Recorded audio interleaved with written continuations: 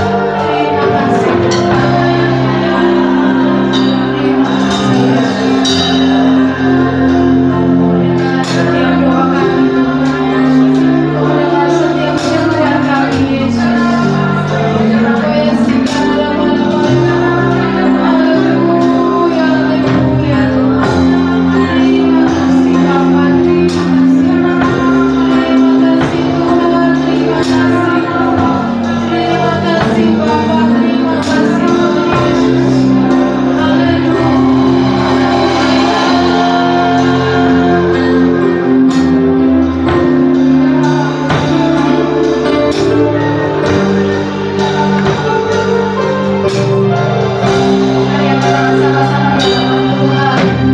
Nyanyi dan bersoraklah baginya. Pujian hormat kuasa bagi Raja. Gunung tunduk, laut bergelora, mendengar nama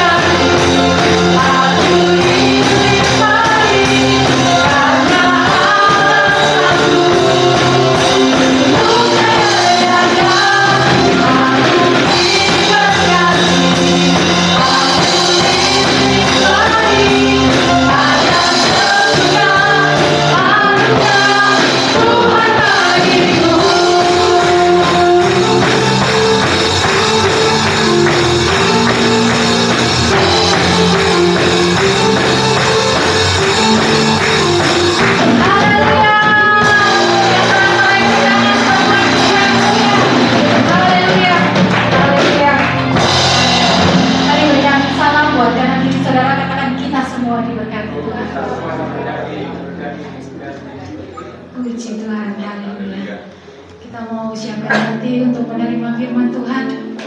Mari kita mau buka hati kita.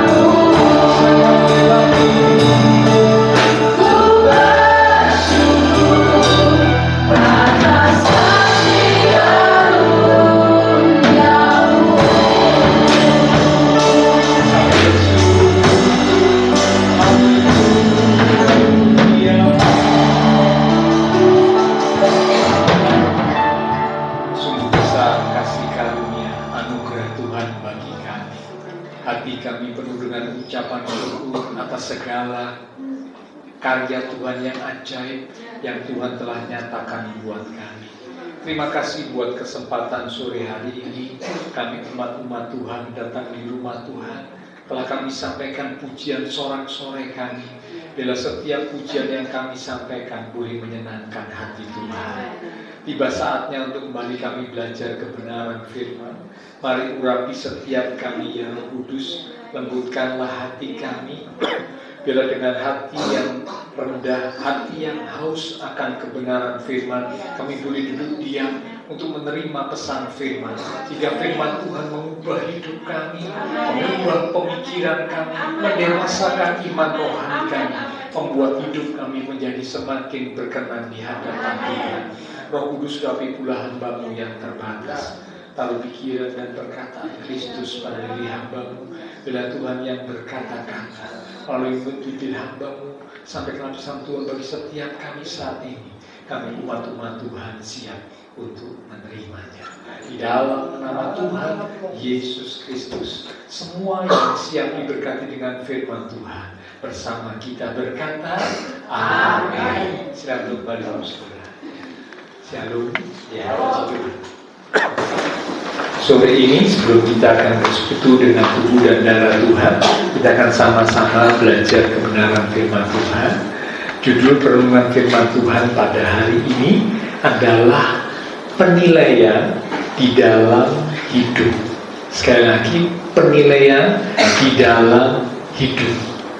Nah, mungkin Bapak Ibu Saudara bertanya, apa Pak arti atau maksud dari judul firman Tuhan, penilaian di dalam hidup?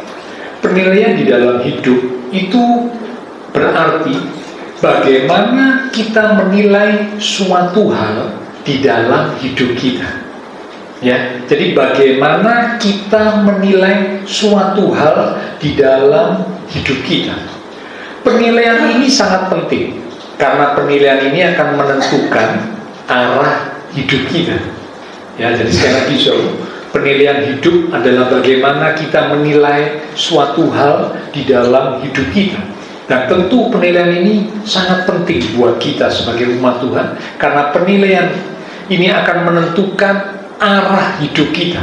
Dan kalau arah hidup kita benar, tentunya kita akan sampai pada tujuan yang benar pula. Tapi kalau arah hidup kita salah, kita akan sampai pada tujuan yang salah, tidak mencapai tujuan yang seharusnya Tuhan tentukan, Tuhan tetapkan bagi kita. Nah, bicara tentang tujuan, saudara, saya teringat beberapa waktu yang lalu, lama sudah ya, jauh sebelum pandemi, saya pernah pergi ke luar kota yang agak jauh, kalau nggak salah waktu itu ke Bandung, ya.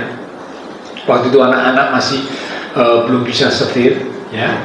Nah, saya nyetir sendiri. Nah, waktu itu juga belum ada tol, ya. Kalau ada tol enak, ya. Nah, saya biasanya berangkat itu pulang dari Kalijudan, saya siap-siap langsung saya berangkat, Karena apa? Kita mengejar waktu supaya Jumat itu sudah pulang. Ya, jadi kalau kami berangkat biasanya itu Minggu tengah malam atau Senin dini hari. Ya, jadi memang cukup capek, tapi ya karena mengejar waktu, ingin liburan bersama dengan keluarga, maka kami berangkatnya biasanya di waktu yang seperti itu, jalanan sepi gitu ya. Nah, sudah mendekati Bandung, sudah ada di Jawa Barat. Nah, itu waktunya mengisi bensin. Ya, nah waktu ngisi bensin, memang saya sudah capek, karena sudah nyetir sekian, kurang lebih sekitar 10 jam, ya. 10 jam nyetir di malam hari sampai subuh, sampai pagi, sampai matahari terbit, sampai matahari siang, itu panas, ya, mata jadi semakin capek. Nah, waktu di bensin itu saya belok, ya, saya masuk ke bensin. Nah, keluar dari pom bensin itu, ya, saya itu bisa berbalik arah, kembali lagi menuju ke arah Surabaya. Ya, jadi mestinya kalau misalkan saja ini ya, saya dari jalan tuh ke pom bensin itu ke kanan. Seharusnya kalau saya keluar dari bensin itu, ya, saya kembali lagi ke kanan. Mestinya akan begitu, Tapi kali ini enggak, karena sudah capek, ya. Pikiran juga mungkin sudah agak kacau, ya. Seharian nyetir, seharian aktivitas. Ya, jadi waktu keluar dari pom bensin itu saya belok ke kiri, sehingga arah saya itu ke Surabaya.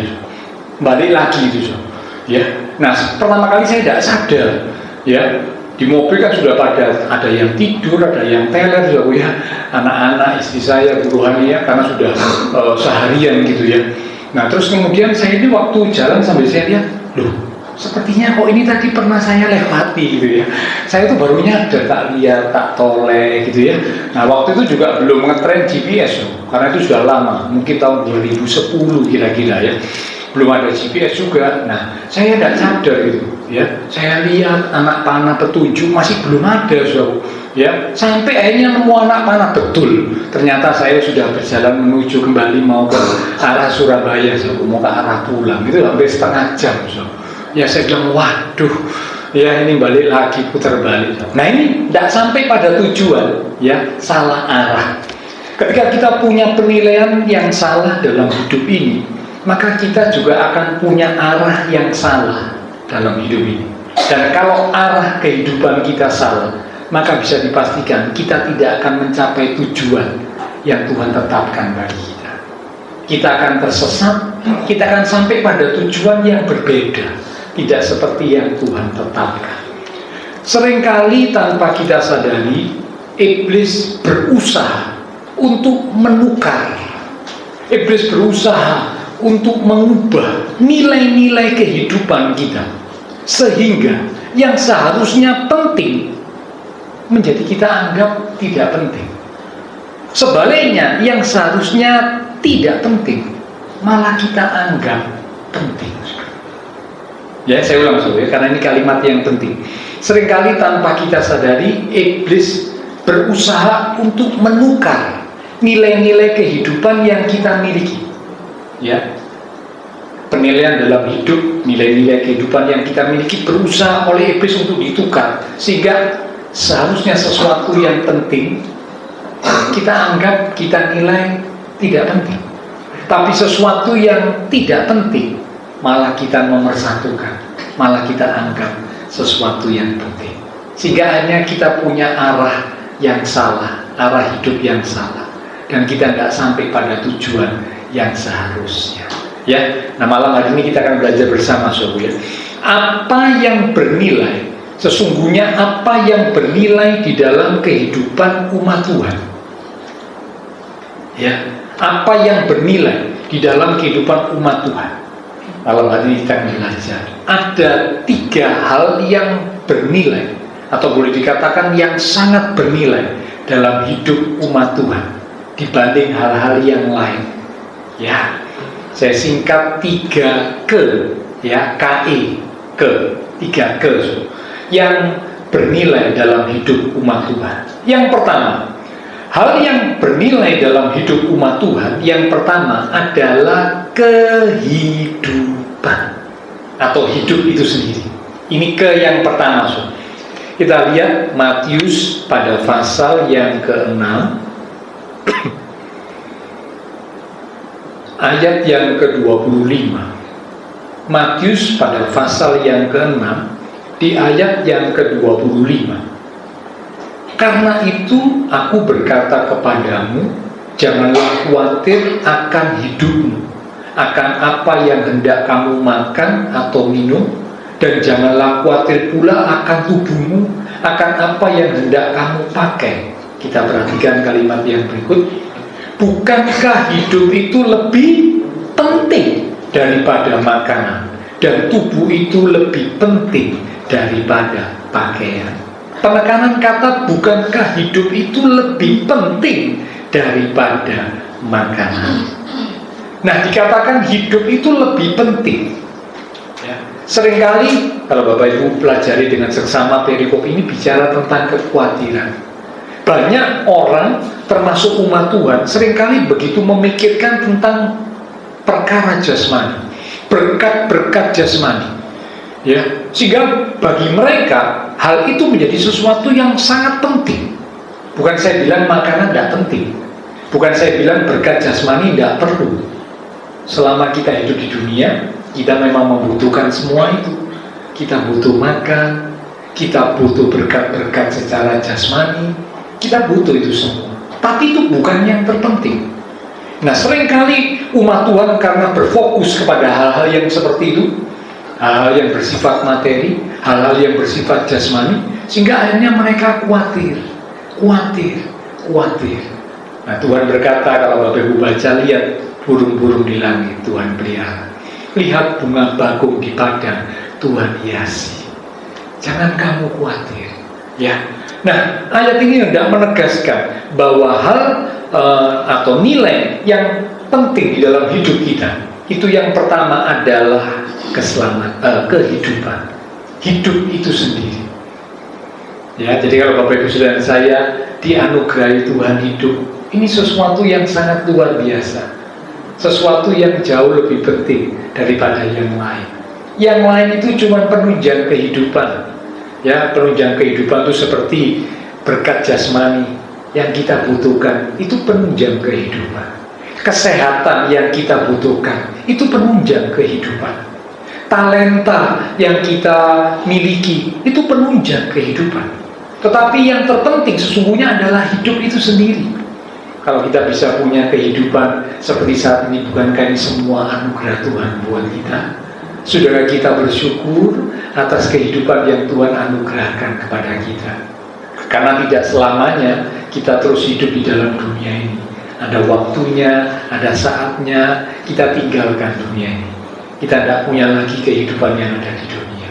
Jadi kalau masih hidup, ini nilai yang sangat penting buat setiap kita sebagai umat Tuhan. Ya, jadi ini hal yang pertama yang bernilai di dalam hidup kita sebagai umat Tuhan, yaitu kehidupan itu sendiri. Kehidupan adalah anugerah yang Tuhan berikan kepada setiap kita. Nah, karena itu mari kita mau belajar untuk syukuri kehidupan yang Tuhan sudah berikan. Kita mau perhatikan, kita mau jaga, kita mau pelihara kehidupan yang sudah Tuhan anugerahkan kepada kita. Yang kedua, saudara-saudara, yang kedua yang bernilai di dalam hidup kita sebagai umat Tuhan, yang kedua adalah keselamatan.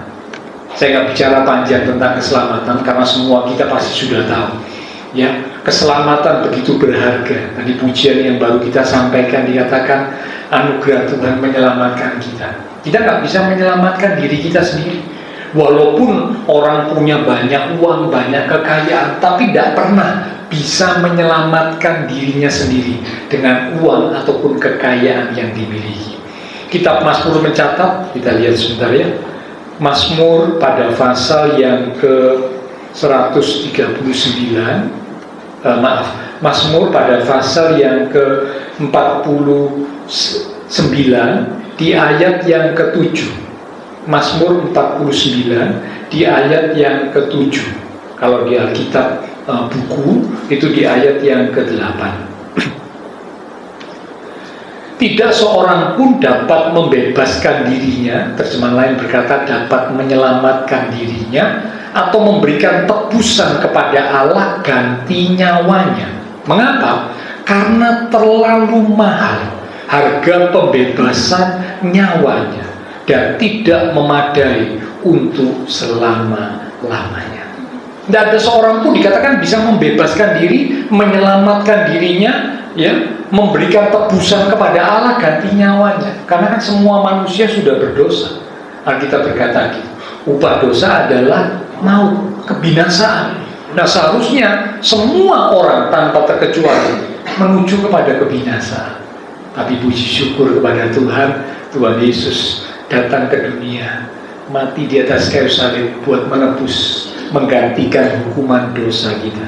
Sehingga kita yang percaya kepada Tuhan Yesus tidak lagi ada di bawah hukuman, tapi kita ada di bawah anugerah keselamatan yang Tuhan sediakan buat kita. Nah, bukankah ini sesuatu yang sangat bernilai? Nah, sebab itu Alkitab berkata, kerjakanlah keselamatanmu. Kalau Bapak Ibu Saudara menyadari bahwa keselamatan adalah hal yang sangat berharga, nilai kehidupan yang penting dalam hidup kita yang kedua adalah keselamatan. Mari jaga, pelihara keselamatan, bahkan kerjakan keselamatan dengan sungguh-sungguh. Ada pandangan yang berkata bahwa kalau sekali selamat pasti selamat. Sebenarnya itu tidak salah, tidak sepenuhnya salah. Tetapi kalau umat Tuhan berpegang sekali selamat tetap selamat, lalu punya kelanjutan, ya, dikatakan dosa bagaimanapun, hidupnya sembarangan bagaimanapun, tetap selamat. Karena sudah percaya kepada Tuhan Yesus, mau hidupnya tidak karu-karuan, mau hidupnya tidak benar, tetap selamat, katanya begitu. Nah, padahal ada ayat berkata, kerjakanlah keselamatanmu. Keselamatan harus dikerjakan. Keselamatan harus dipertahankan. Keselamatan harus diperjuangkan. Nah, kalau kita hanya sekedar percaya, tapi tidak melanjutkan keselamatan yang Tuhan sudah anugerahkan, hidup kita sembarangan, hidup kita di luar apa yang Tuhan mau, maka akhirnya ya kita akan kehilangan keselamatan.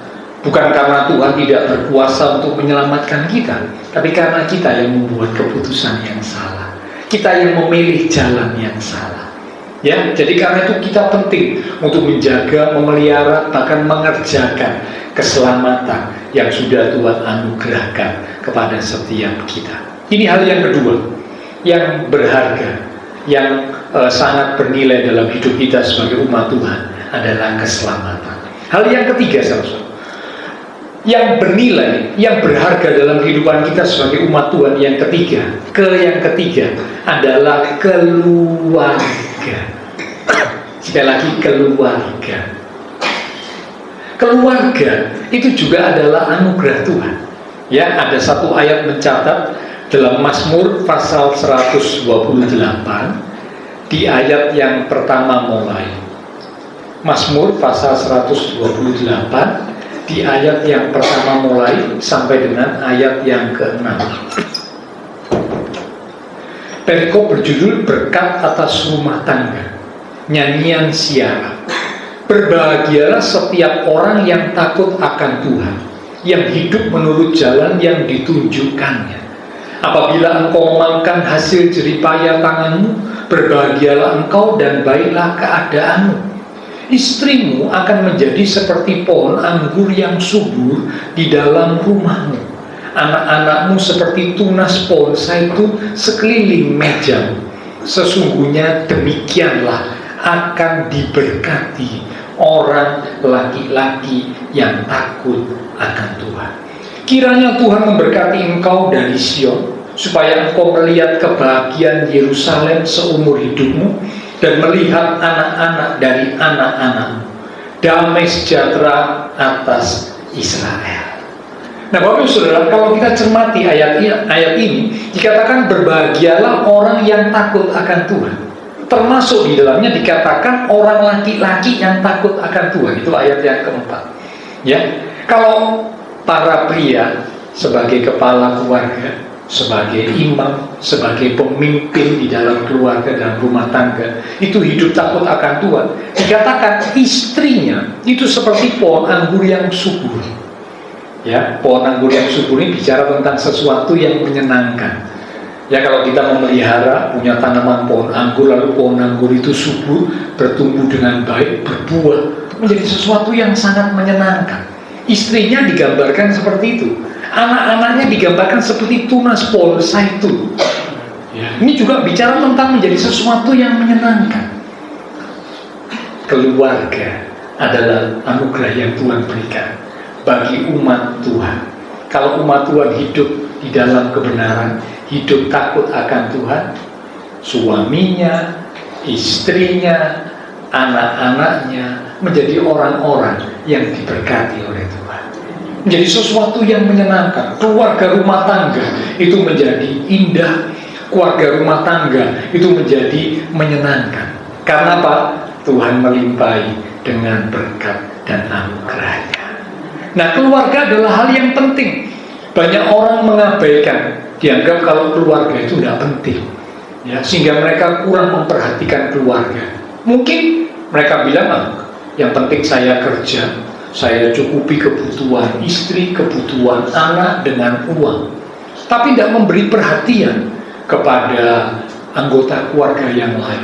Dianggap pokok yang penting dikasih duit, duitnya cukup, ya sudah, ya, yang lain tidak penting. Padahal istri, anak-anak, termasuk juga suami, bukan cuma membutuhkan uang, butuh perhatian, butuh kasih sayang, butuh kepedulian, betul nggak? Semua orang membutuhkan hal itu, Nah, sehingga tidak jarang ada keluarga rumah tangga yang retak, sekalipun uangnya itu limpah, tidak kurang, ya, mau belanja apa, mau beli apa, bisa, uangnya banyak. Anak-anak pun mau beli apa, bisa, uangnya banyak. Tapi kenapa keluarganya sampai retak? Keluarganya hancur. Suami punya will, istri punya pil, anak-anak lari dari rumah, lebih suka berada di luar daripada berada di rumah, lebih suka kumpul dengan teman-teman daripada bersama keluarga. Nah, ini menjadi sesuatu yang sangat disayangkan. Kalau Bapak Ibu baca di kitab Kejadian, sebenarnya kalau kita perhatikan, Allah itu sangat perhatian kepada yang namanya keluarga. Kehidupan atau sejarah manusia tidak diawali dengan kejatuhan dalam dosa. Kejatuhan dalam dosa itu baru dicatat dalam kitab Kejadian pasal yang ke-3. Tapi sejarah kehidupan manusia itu diawali dengan pernikahan, perkawinan. Di mana setelah Tuhan menciptakan Adam, Tuhan melihat, dicatat dalam kitab Kejadian pasal yang kedua, ya, Tuhan melihat tidak baik kalau manusia itu seorang diri saja. Aku akan menjadikan penolong yang sepadan dengan dia. Lalu Adam dibuat tidurnya, dan operasi besar terjadi waktu itu. Ya, kalau zaman sekarang harus pakai obat bius, anestesi. Tapi zaman dulu Tuhan berkuasa, tanpa obat bius manusia bisa dibuat tidurnya. Lalu dalam tidurnya itu diambillah tulang rusuk manusia, dibangunlah ya perempuan yang diberi nama Hawa. Jadi kalau kita perhatikan pernikahan, persatuan antara pria dan wanita dalam pernikahan, sesungguhnya itu adalah inisiatif dari Tuhan, bukan Adam. Adam tidak berinisiatif, Adam tidak minta Tuhan berikan aku penolong yang sepadan, berikan aku pendamping. Enggak. Tuhan melihat kebutuhan Adam. Oh, tidak baik kalau Adam ini seorang diri. Aku akan ciptakan, aku akan buat ya penolong yang sepadan baginya. Inisiatif pernikahan itu berasal dari Tuhan. Nah, sebab itu dicatat dalam kitab Amsal ya. Saya lihat sebentar. Amsal pada pasal yang ke-18 di ayat yang ke-22. Amsal 18 ayat yang ke-22. Siapa mendapat istri, nah ini bicara istri ini, bicara tentang keluarga ya. Siapa mendapat istri, mendapat sesuatu yang baik, dan ia dikenal Tuhan. Jadi kalau bisa berkeluarga, itu adalah anugerah Tuhan. Dapat istri dikatakan itu dapat sesuatu yang baik. Hoki ya istilahnya gitu. Sesuatu yang baik, sesuatu yang bisa mendatangkan keuntungan. Dan orang yang mendapatkan istri dikatakan ia dikenal Tuhan. Mengapa? Karena memang yang berinisiatif untuk menciptakan atau membangun, melembagakan keluarga, ya, itu melembagakan pernikahan dalam keluarga itu adalah Tuhan yang berinisiatif. Bahkan kalau Bapak Ibu baca, ya, ketika Tuhan ada di muka bumi, mujizat yang pertama yang Tuhan buat waktu itu adalah saat perjamuan kawin di Kana. Mengapa? Ini sebuah bukti bahwa Tuhan memberi perhatian kepada yang namanya keluarga, rumah tangga. Ya, biasanya kalau manusia pada umumnya, saudara ya, itu kesukaan, kebahagiaan dalam rumah tangga itu sih hanya di awal. Ya, sering saya katakan biasanya awal bulan, ya, bulan-bulan pertama itu honeymoon katanya. Ya, mungkin tahun-tahun pertama masih honey year. Ya, honey year itu tahun-tahun penuh dengan madu. Tapi bagaimana dengan waktu-waktu berikutnya? Nah, biasanya sudah semakin lama kesukaannya, kebahagiaannya semakin berkurang. Seperti pemimpin pesta di perjamuan kawin di Kana. Pemimpin pesta itu berkata biasanya orang itu menghidangkan anggur yang baik dulu. Kalau orang sudah puas minum, baru dikeluarkan yang kurang baik. Pemimpin pesta itu pikiran manusia pada umumnya. Dalam keluarga juga begitu. Biasanya kesukaannya itu banyak dulu, penuh dengan kesukaan, penuh dengan kebahagiaan, menyenangkan di awal-awal. Tapi kalau sudah, kebahagiaannya itu semakin berkurang.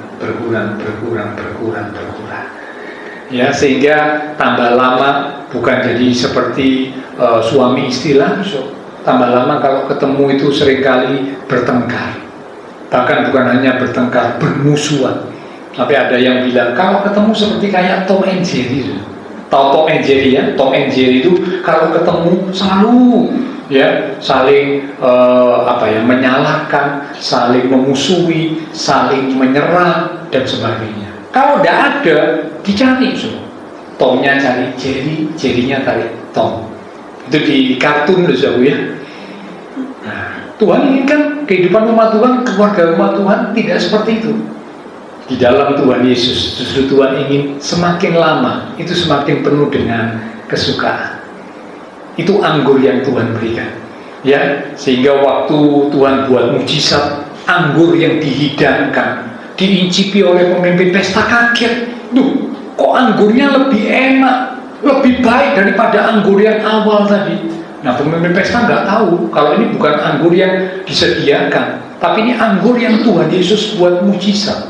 Itu menunjukkan kalau rumah tangga keluarga ada dalam Tuhan, keluarga rumah tangga itu jadi semakin hari, jadi semakin indah, semakin menyenangkan di dalam Tuhan. Nah, karena itu Bapak Ibu Saudara, mari kita berjuang sama-sama untuk membangun keluarga. Membangun keluarga nggak cukup cuma 1 tahun, cuma 5 tahun, cuma 10 tahun, nggak cukup. Membangun keluarga harus terus dilakukan. Sampai kapan Pak membangun keluarga dilakukan? Sampai mati. Karena Pak janji dalam pernikahan dikatakan hingga maut memisahkan. Itu janji dalam keluarga saat menikah kan seperti itu, hingga maut memisahkan, saling mengasihi dan sebagainya. Tapi saya kadang-kadang ada umat Tuhan yang membangun keluarganya sampai pada waktu-waktu tertentu. Allah Pak, wong wis tuwek katanya gitu ya, wis tua Pak, sudahlah, tidak perlu, tidak penting Pak. Lalu akhirnya tidak lagi membangun kehidupan keluarga rumah tangga yang baik dan sehat. Sehingga akhirnya yang terjadi apa? Keluarga mulai retak. Nah, keluarga retak itu bukan hanya bisa terjadi di usia-usia muda atau di usia-usia pertengahan, enggak di usia tua pun bisa. Kalau nggak salah yang lalu saya pernah cerita ya, ada nenek-nenek yang sudah umur 70 lebih ya, waktu acara reuni ketemu sama teman-teman lama ya, teman-teman SMA reuni itu ya. Ini nenek ini umur 70 lebih ketemu sama teman-temannya. Nah, waktu ketemu sama teman-temannya, dia ketemu sama cintanya waktu SMA ya. Nah, ketemu ngomong ya, lalu saling cerita, wah gimana kabarmu ya, oh baik, ini sehat ya, kamu sudah punya anak berapa, cucu berapa ya. Nah, masing-masing ini punya suami, punya istri tapi waktu reuni itu tidak ikut, suaminya tidak ikut, istrinya tidak ikut ya, dilanjut ngobrol. Nah, kebetulan hubungan mereka dalam keluarga masing-masing itu kurang baik, kurang sehat. Mereka merasa lonely, sendirian, kesepian gitu ya, karena hubungan dalam keluarga kalau nggak baik kan merasa sendiri, merasa kesepian ya. Lalu setelah pulang reuni kan tukar kontak ya, kontak WA, kontak Instagram atau apalah, tukar ya, mulai kontak-kontakan, saling curhat. Lama-lama bukan cuma saling curhat, lama-lama janjian ketemu, nonton bareng, pergi jalan-jalan bareng, berdua. Ini bukan dengan sama jenis dengan lawan jenis. Karena kebetulan dulu waktu SMA mereka pernah pacaran. Jadi CLBK, cinta lama bersemi kembali. Jadi dikirim dulu waktu SMA pernah pacaran, lalu tidak jadi, tidak lanjut ya, hidup sendiri-sendiri, lalu nikah dengan orang lain, nikah dengan orang lain. Tapi sekarang di umur 70 lebih ketemu lagi reuni ya, lalu sama-sama merasa, kok seneng ya kalau bisa jalan berdua bareng ya. Nah, ini umur 70 lebih bisa terjadi seperti ini. Nah, ini bahaya hal seperti ini padahal suaminya, istrinya masih hidup, tapi bisa pergi berdua ya, karena merasa nyaman, merasa cocok, merasa menyenangkan. Nah, kenapa itu bisa terjadi? Karena suami istri tidak sama-sama berjuang untuk membangun keluarga rumah tangga ya, berhenti sampai pada waktu tertentu, menganggap sudah cukup, tidak perlu, ini sudah mau jadi kakek, mau jadi nenek, sudah tidak perlulah ya, itu keharmonisan, keserasian, ya kemesraan dalam keluarga rumah tangga tidak perlu. Nah, padahal sesungguhnya ya kalau kita renungkan, semua orang itu butuh kasih sayang. Betul apa enggak? Semua orang, sampai pada orang yang tua pun tetap butuh kasih sayang, tetap butuh perhatian. Nah, bahaya ya kalau butuh kasih sayang, butuh perhatian, atau mungkin ada yang membutuhkan kemesraan tapi nggak mendapat dari pasangan hidupnya. Nah, ini bahaya. Ada celah, ada kesempatan untuk Tuhan iblis menghadirkan orang ketiga. Ya, ketemu sama lawan jenis yang lain, yaitu tadi seperti kayak tadi ya, merasa kok nyambung. Ngomong sama suamiku udah nyambung, ngomong sama istriku udah nyambung, udah nyaman. Tapi kalau ngomong sama temenku yang SMA ini, dulu bekas pacarku, enak, nyaman, nyambung, dilanjut. Nah, ini bahaya ya. 70 lebih bisa loh. Ya, saya waktu dengar kisah ini kisah nyata. Saya pikir, waduh, itu kalau anaknya, cucunya lah, mereka kan sudah punya cucu-cucu semua. Itu kalau anaknya, cucunya dengar gimana? Pasti hal yang memalukan loh. Sudah jadi engkong, sudah jadi mak. Nah, kalau sudah umur 70 lebih, 80 lebih kan sudah mendekati. Nah, saudara kan tahu yang mendekati dipanggil pulang Tuhan.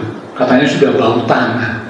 Nah, sudah bau ke tanah tapi kok bisa lakukan hal-hal yang seperti itu? Mengapa? Karena tidak berjuang untuk terus membangun keluarga.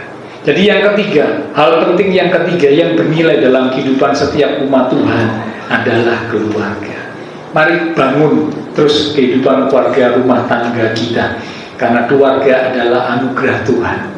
Kalau kita anggap itu sesuatu yang penting buat kita akan perhatikan keluarga kita akan terus bangun keluarga rumah tangga kita, ya, sehingga makin lama makin indah seperti anggur yang Tuhan berikan. Bicara tentang kesukaan yang Tuhan berikan, anggurnya tambah lama, tambah baik, tambah indah. Itulah yang Tuhan mau. Ya, jadi malam hari kita sudah belajar ada 3 hal yang bernilai di dalam kehidupan kita. 3 Yang pertama adalah kehidupan, yang kedua adalah keselamatan, dan yang ketiga adalah keluarga. Kalau orang hidupnya diubahkan Tuhan, ya, sungguh-sungguh terjadi perubahan besar setelah bertobat. Ingat kisah Sakyus. Sakyus ini dulu pemungut cukai sebelum kenal dan ketemu Tuhan Yesus. Bagi Sakyus fokus hidupnya adalah uang. Itu bagi Sakyus yang terpenting, karena pemungut cukai waktu itu suka memeras orang. Bagi dia yang penting, aku harus dapat uang sebanyak-banyaknya.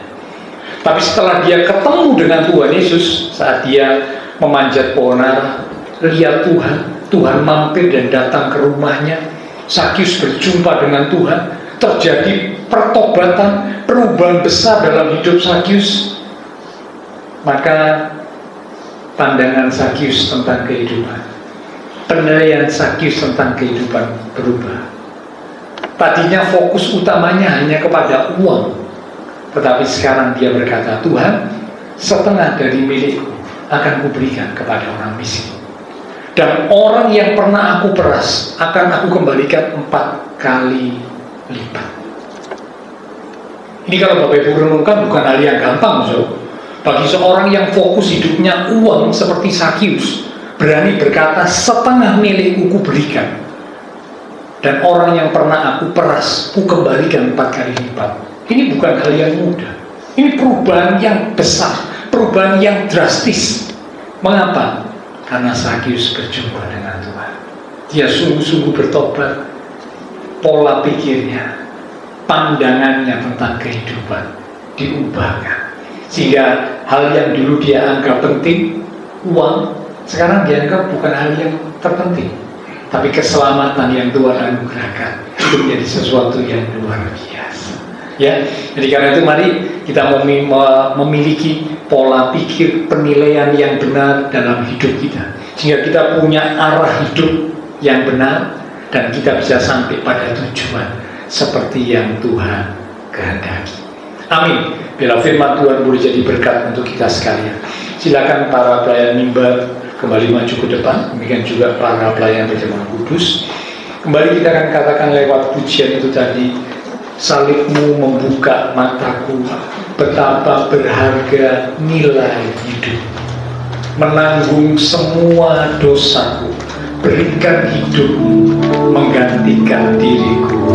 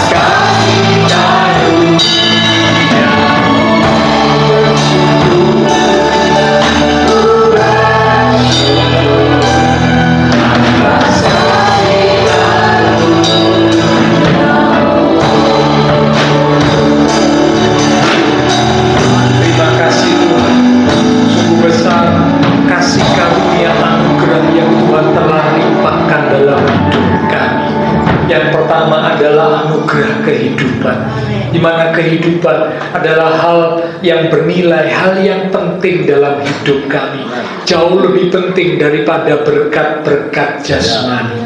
Kalau Tuhan mengaruniakan kehidupan, maka kami percaya Tuhan juga pasti akan memberikan penunjang kehidupan, seperti berkat jasmani, seperti kesehatan akan Tuhan berikan kepada kami, karena hidup jauh lebih penting daripada itu semua.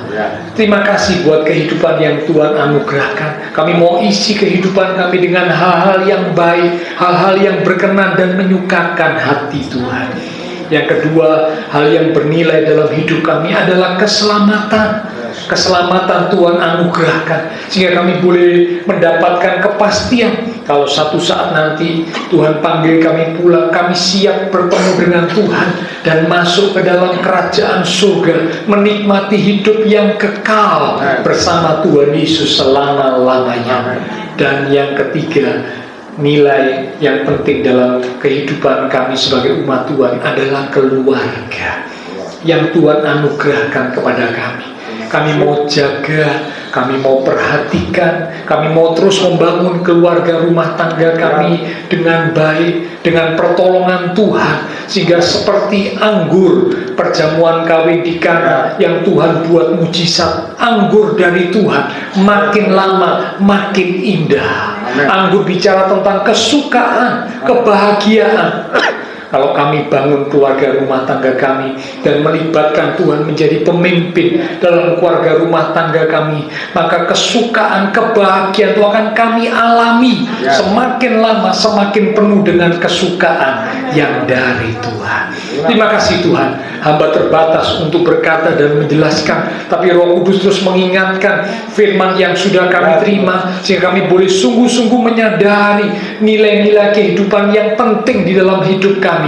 Dan kami boleh menjaga, memelihara dengan sungguh-sungguh. Kami punya arah kehidupan yang benar, dan satu kali nanti kami boleh sampai di tujuan yang benar yang Tuhan telah sediakan buat kami. Sebentar kami umat Tuhan akan bersekutu dengan tubuh dan darah Tuhan dalam perjamuan kudus. Sebelum kami bersekutu dengan tubuh dan darah Tuhan, kami introspeksi diri kami. Jika ada dosa, kesalahan yang sudah kami lakukan lewat perbuatan kami, lewat perkataan kami, lewat pikiran kami yang tidak sesuai dengan kehendak Tuhan, malam ini Tuhan, kami datang merendahkan diri di hadapan-Mu. Kami mohon pengampunan-Mu ya Tuhan.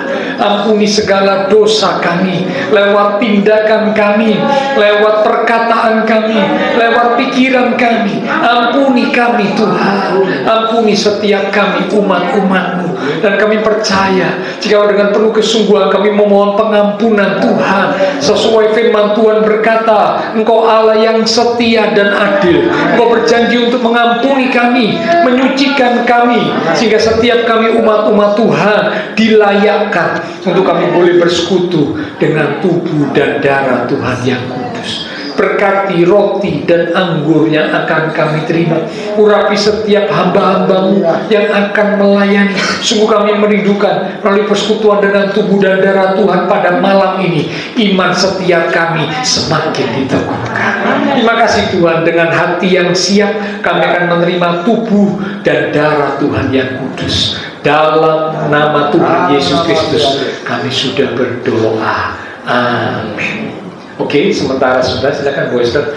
Para pelayan bersama kudus akan membagikan tubuh dan darah Tuhan. Ya, nanti Bapak Ibu Saudara yang sudah menerima langsung disiapkan baca ayat firman Tuhan yang ada di hosti. Kiranya ayat firman Tuhan ini boleh jadi rema, boleh jadi berkat untuk setiap kita. Lalu yang sudah terima langsung bangkit berdiri. Ya, kita katakan lewat satu pujian, kasih Allahku sungguh telah terbukti.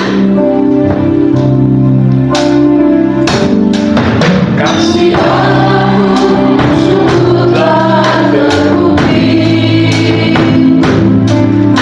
ketika Dia serahkan anaknya. Kasih Allah mau berkorban bagi kau dan aku. Tak ada kasih seperti kasih Allahku. Yang sudah terima silakan.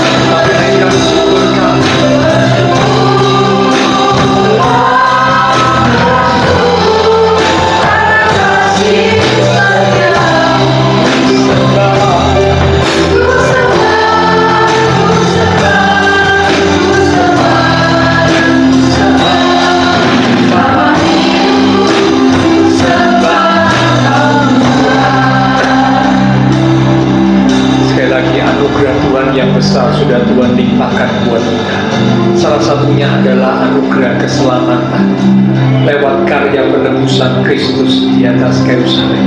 Sepatutnya lah setiap kita sebagai umat-umat Tuhan bersyukur, berterima kasih untuk anugerah yang besar yang Tuhan sediakan buat kita. Mari tetap pertahankan iman percaya kita, semakin kerjakan keselamatan dengan takut dan gentar, sehingga hidup kita boleh tetap berkenan dan menyukakan hati Tuhan. Bersyukur, bersyukur, bersyukur.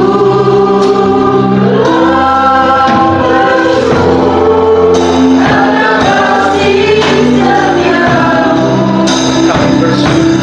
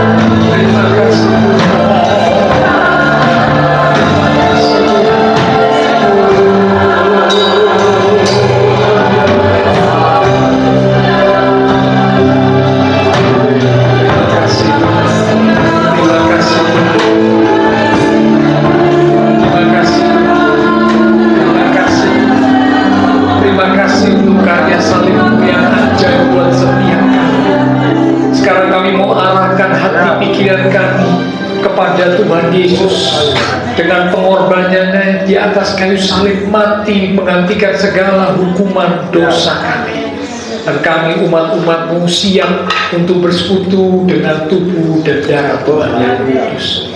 Mari Bapak, Ibu, Saudara kekasih Tuhan, kita angkat roti yang adalah tubuh Tuhan lebih tinggi dari kepala kita.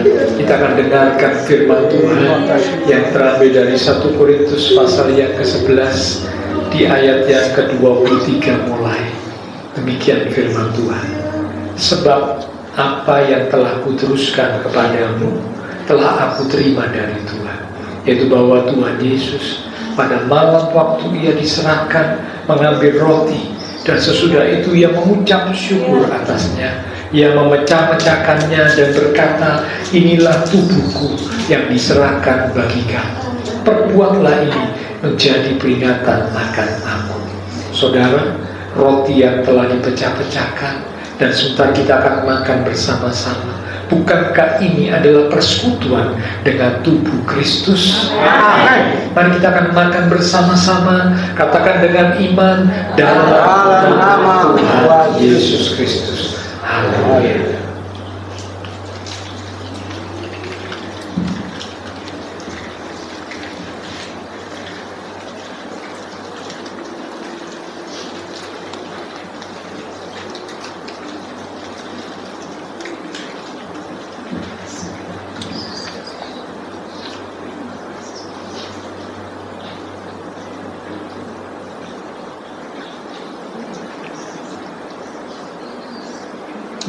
kasih Tuhan. Terima kasih untuk persekutuan dengan Tuhan. Terima kasih. Mari sekarang kita angkat cawan lebih tinggi dari kepala kita. Kembali kita akan dengar firman Tuhan. Ya. Demikian juga ia mengambil cawan sesudah makan, lalu berkata, cawan ini adalah perjanjian baru yang dimeteraikan oleh darahku, darah perjanjian yang ditumpahkan untuk pengampunan dosa. Perbuatlah ini setiap kali kamu meminumnya, menjadi peringatan akan aku. Saudara, cawan yang telah kita mintakan berkat atasnya, dan sebentar kita akan minum bersama-sama. Bukankah ini adalah persekutuan dengan darah Kristus? Amin. Mari kita akan minum bersama-sama, katakan dengan iman, dalam nama Tuhan Yesus Kristus. Haleluya.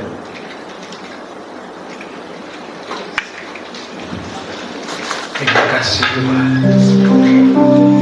Terima kasih Tuhan. Terima kasih Tuhan.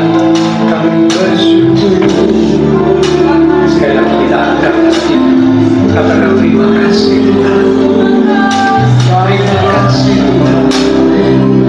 Terima kasih Tuhan.